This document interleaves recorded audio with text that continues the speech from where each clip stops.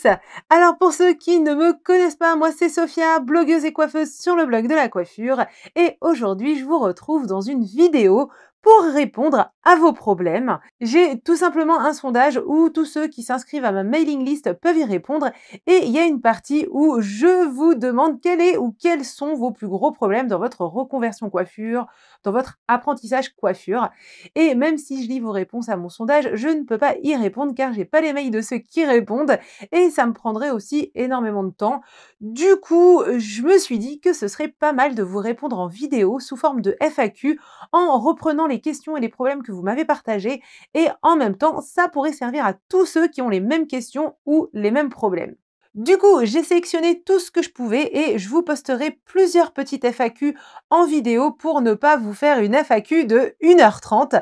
Et là, on va commencer donc par la première FAQ. Mais juste avant de commencer, pour les nouveaux sur la chaîne YouTube, n'oubliez pas de vous abonner à la chaîne, c'est gratuit et en plus, je suis hyper sympa. Et aussi, pour tous ceux qui souhaitent faire de la coiffure leur métier, vous pouvez télécharger le guide gratuit, le matériel essentiel et indispensable pour apprendre la coiffure. C'est gratuit, c'est cadeau, donc allez-y, allez le télécharger surtout et vous verrez, c'est un super guide pour bien choisir votre matériel et éviter beaucoup de gaspillage. Donc maintenant, c'est parti pour notre FAQ. Alors, premier message de Véronique. Donc bonjour, j'ai passé mon CAP, mais même si je l'ai réussi, je n'ai malheureusement pas eu la chance de pratiquer beaucoup et je n'arrive pas à faire un diagnostic couleur et choisir les bonnes colorations et mélanges pour mes préparations, ainsi que application déco et ombré. Besoin de revoir tout ça, manque de confiance et besoin d'être encore accompagnée. Merci pour ce superbe blog, Véronique. Alors merci Véronique, c'est sympa. Alors je te rassure tout de suite, tu n'es pas la seule dans ce cas-là. Le CAP coiffure seul ne suffit pas à se sentir bien formé. Du coup, on sent clairement un manque si on ne se forme pas pour approfondir ses connaissances et sa pratique, d'accord?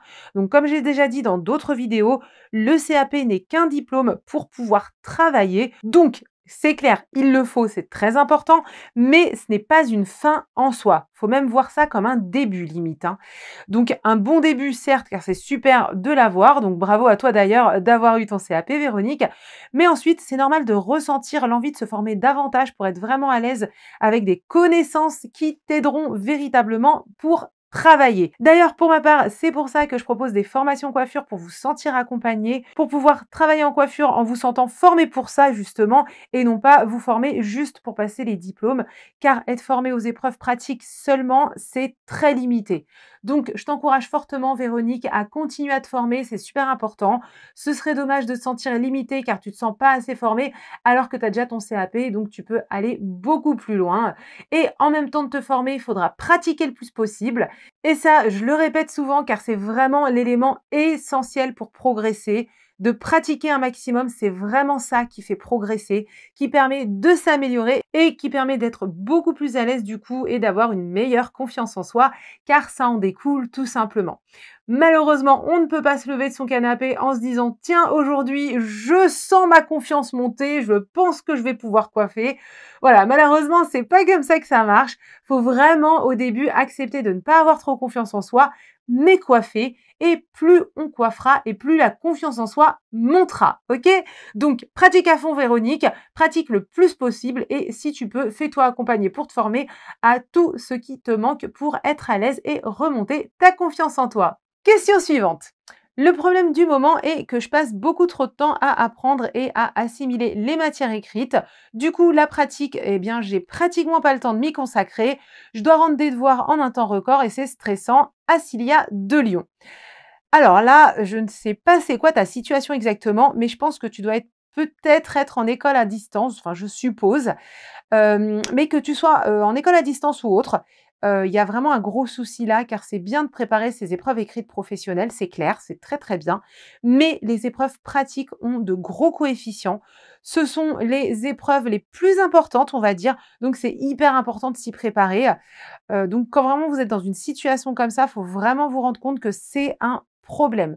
Donc faut pas hésiter à faire à votre sauce, peut-être en faisant moins de devoirs écrits, mais voilà, il faudra absolument que la pratique ait une place dans votre planning. Et quand je dis une place, c'est vraiment une vraie place stable pour pouvoir bien vous préparer. d'accord? Et puis aussi, j'ai envie de vous dire, quand on décide de faire de la coiffure, c'est surtout pour coiffer en général. Voilà, on aime s'amuser à transformer des chevelures.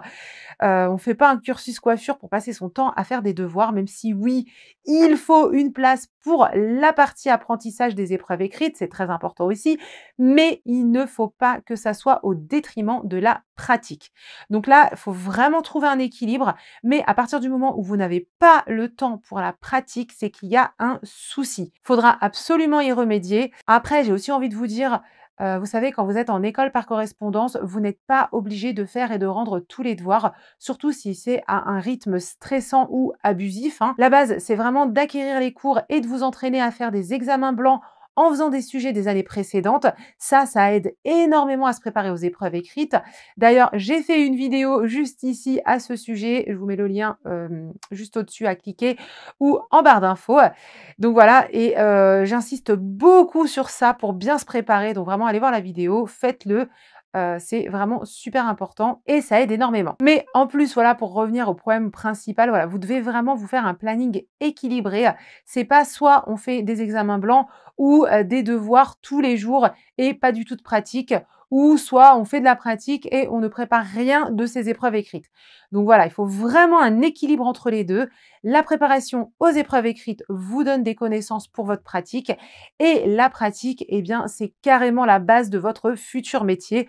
Vous devrez clairement pratiquer en travaillant dans la coiffure. Vous êtes en train de devenir un artisan, donc c'est super important d'acquérir la maîtrise de la pratique, s'habituer aux gestes, aux coupes et à toutes les techniques que vous devrez faire aux épreuves, mais aussi en travaillant. Donc, si vous êtes dans la même situation que Acilia, faut vraiment remédier à ce problème car c'est clairement un problème de ne pas pratiquer. Donc vraiment, trouvez un équilibre, mais faites absolument une bonne place à la pratique. Message suivant. Alors, je suis incapable de couper droit, je n'arrive pas à savoir comment couper, je ne sais pas me projeter et savoir où commencer. Pareil pour les mèches, je fais des tâches, j'aimerais bien maîtriser la colorimétrie, tous les contourings, toutes les coupes tendances, éclaircissement, neutralisation, ne pas abîmer les cheveux. J'ai l'impression que je ne vais jamais y arriver. Yasmina des Yvelines.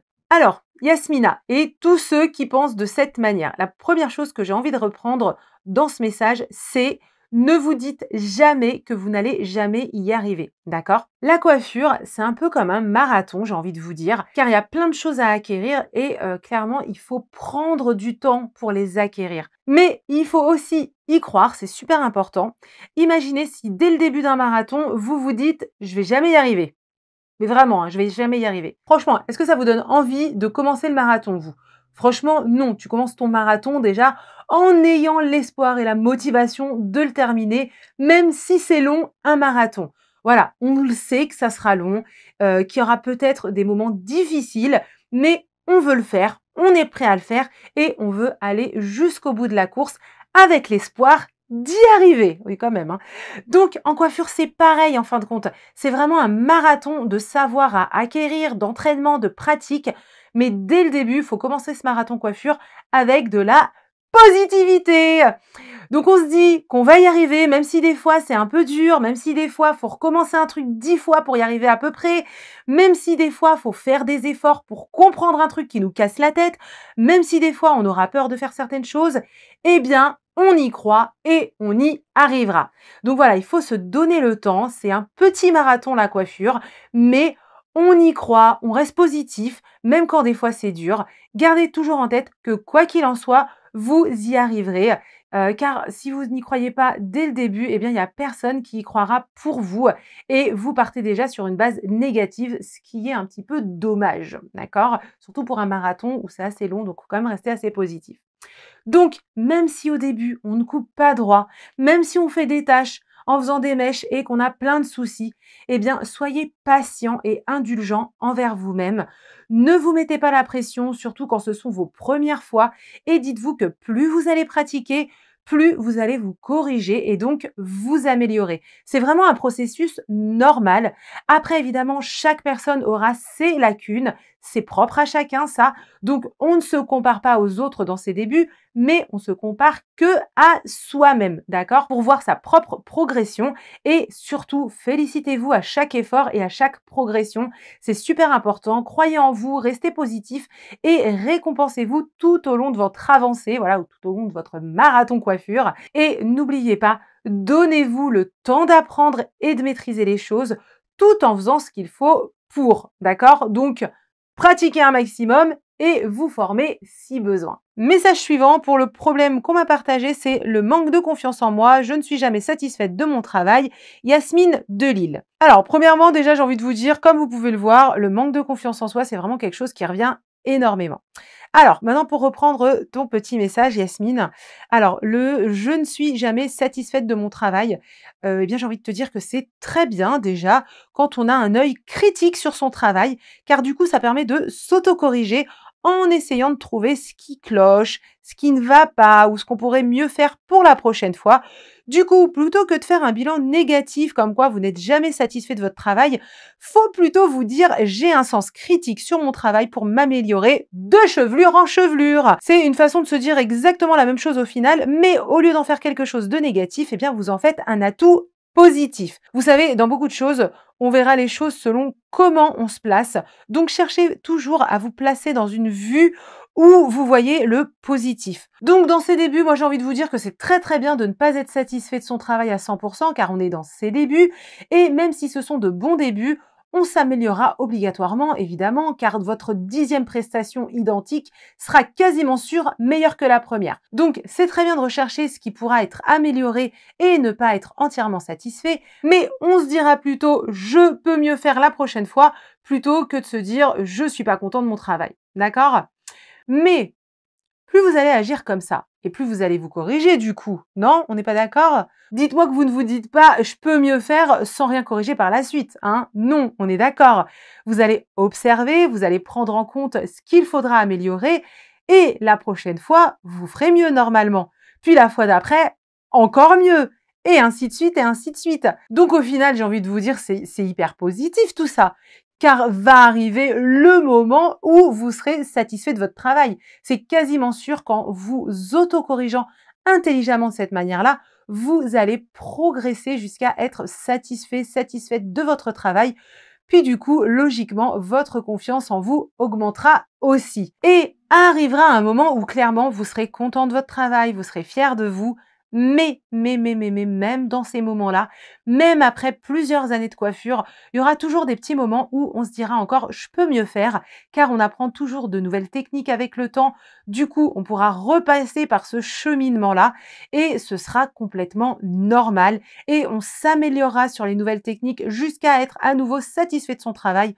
Donc, pour vous dire que c'est tout à fait normal de ressentir ça dans ses débuts, puis même par la suite en apprenant de nouvelles choses. Donc, juste retenez d'être toujours dans la positivité en voyant les choses du bon côté et surtout ne vous accablez pas, au contraire, cherchez toujours à voir le bien qui en ressort. Message suivant. Ma patronne ne s'occupe plus de moi, je n'apprends plus en ce moment, je pense à cause du confinement, elle n'a plus le temps et j'ai beaucoup de mal avec les coupes hommes. Laura de Strasbourg. Alors là, Laura, c'est vraiment dommage si ça se passe comme ça. La question à se poser, c'est peut-être est-ce que ta patronne s'occupait bien de toi avant confinement déjà ou est-ce que c'était déjà bof bof? Voilà, c'est vraiment je pense la petite question, à se poser. Si c'était une super patronne qui voulait t'apprendre plein de choses avant ce petit changement-là, alors n'hésite pas à lui en parler, à lui montrer ta motivation et ton envie d'apprendre pour lui rappeler de te former. Car même si maintenant voilà, elle est super occupée, c'est aussi tout simplement en regardant ses rendez-vous avec des explications en plus, hein, que tu pourras continuer à apprendre. Donc au contraire, si elle est débordée de rendez-vous, c'est très, très bien pour t'aider à apprendre. Donc voilà pourquoi je te dis, voilà, si ta patronne a été très bien avant, n'hésite vraiment pas à lui parler. Mais si avant confinement, voilà, l'apprentissage, il était pas déjà au top et que là, c'est une excuse de plus, alors dans ce genre de cas, et d'une manière générale, si vous êtes dans ce genre de situation, faut pas hésiter à rechercher tout simplement un autre salon. Ne restez pas dans un endroit où, au lieu d'être en apprentissage et d'être épanoui, vous stagnez, vous vous ennuyez, vous ne progressez pas. Dans ce genre de cas, franchement, faut agir, faut pas rester comme ça. Donc, soit vous discutez avec votre patron, avec votre patronne pour trouver une solution afin de plus progresser, d'accord? Soit vous faites tout pour changer de salon pour votre apprentissage. Pensez à vous au maximum en vous demandant toujours: «Qu'est-ce que je peux faire pour améliorer cette situation qui ne me convient pas?» D'accord? N'attendez pas d'être mal et d'être dégoûté surtout, ça serait vraiment dommage. Puis du coup, par rapport, voilà, à ce 1er problème que tu avais, voilà, si ton apprentissage redémarre, eh bien, je pense que ton souci côté coupe-homme s'améliorera par logique avec beaucoup de pratique.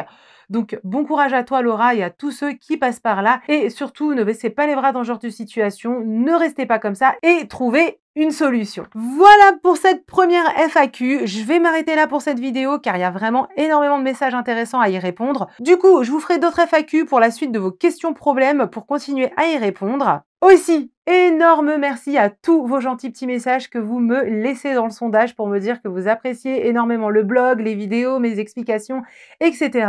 Ça me touche énormément. Là, pour la vidéo, évidemment, j'ai pas lu tous vos messages à part hyper gentils, mais je les lis bien évidemment et vraiment merci à tous car ça me fait trop plaisir de vous lire et c'est aussi ce qui me donne l'envie de continuer à vous partager un maximum de choses dans le domaine de la coiffure. Donc vraiment, merci pour tous vos messages et tous vos retours. Dites-moi également en commentaire si vous aimez les FAQ en vidéo, puis si vous avez d'autres questions, n'hésitez pas à me les poser en commentaire. Je fais mon maximum pour essayer de répondre au max à vos commentaires, même si j'avoue, il y a certaines périodes où je suis un petit peu overbookée et c'est pas évident pour moi d'y répondre, mais dès que je peux, je réponds, même si des fois je trouve des commentaires qui datent un peu, même des fois de plusieurs mois, je fais tout pour y répondre. Puis, juste avant de vous lâcher, comme toujours, n'oubliez pas de liker la vidéo et de la partager, ça fait toujours plaisir.